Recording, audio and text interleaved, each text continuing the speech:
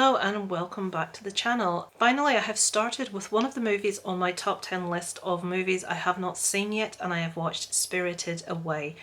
This is one that every person that I know that has watched it has had a great deal of love for, has said you really need to see this movie. I, complete hands up, have never watched an anime movie. Is this considered an anime movie? I don't even know that much. That's how virginal I am about this whole subject.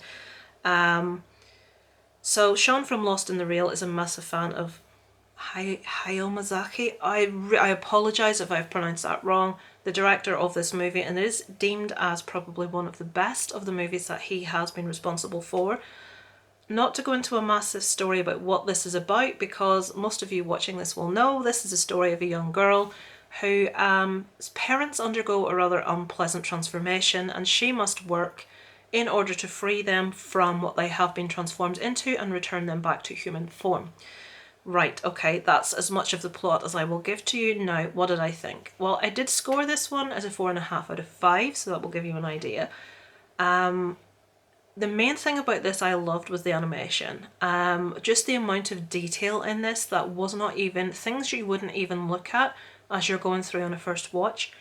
I very much have said I need to watch this again at least once.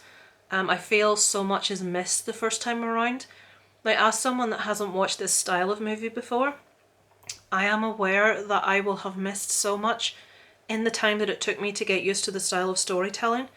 It is a very odd movie, it is a very strange movie, and there are things happening where I'm trying to work out what the hell's going on, where things are a bit strange. The animation did take me back to Cities of Gold that I used to watch as a child. And obviously it's nowhere near as beautiful as Spirited Away, but some of the style of animation did sort of remind me a bit of that.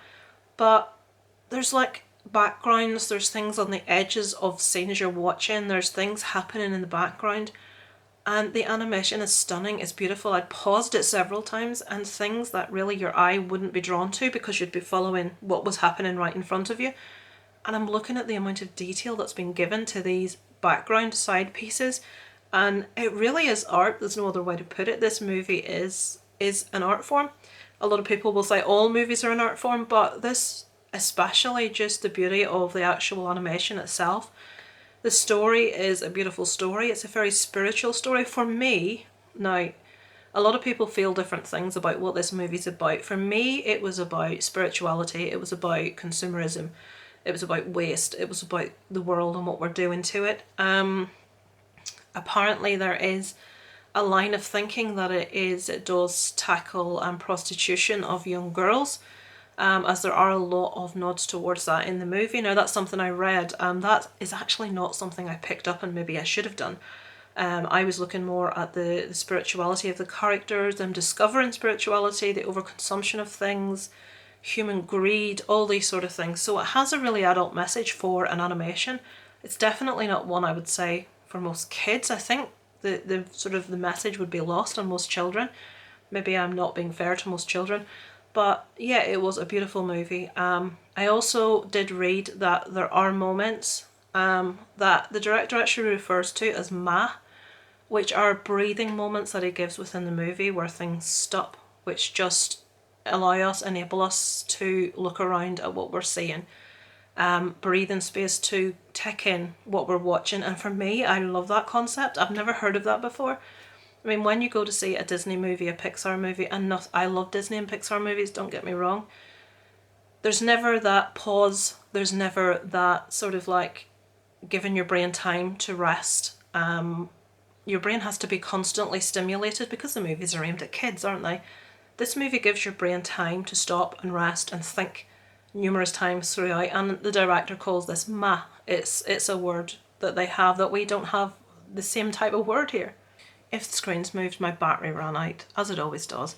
So yeah, I very much enjoyed Spirited Away. I liked the message, I liked the animation, I loved the effort that was put into things that we weren't even going to really see that much on a first watch.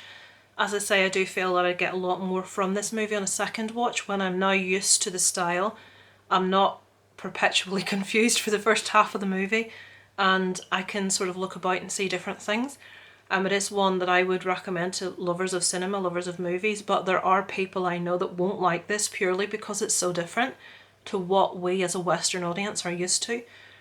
But to me, it's important to introduce yourself to these things. And here's me, the hypocrite that has reached the age I have and has never really watched anime. It's just nothing I've ever been exposed to. And I have started that journey with Spirited Away, which I very much enjoyed. So thank you guys for watching. What's the next anime movie that you feel that I should give a go, that you feel I will enjoy? Pop it below in the comments and I will give it a watch. And I hope you will join me on my journey to review the 10 most popular movies that I have yet to see. Thank you for watching, guys. Over and out from Lacey Loves.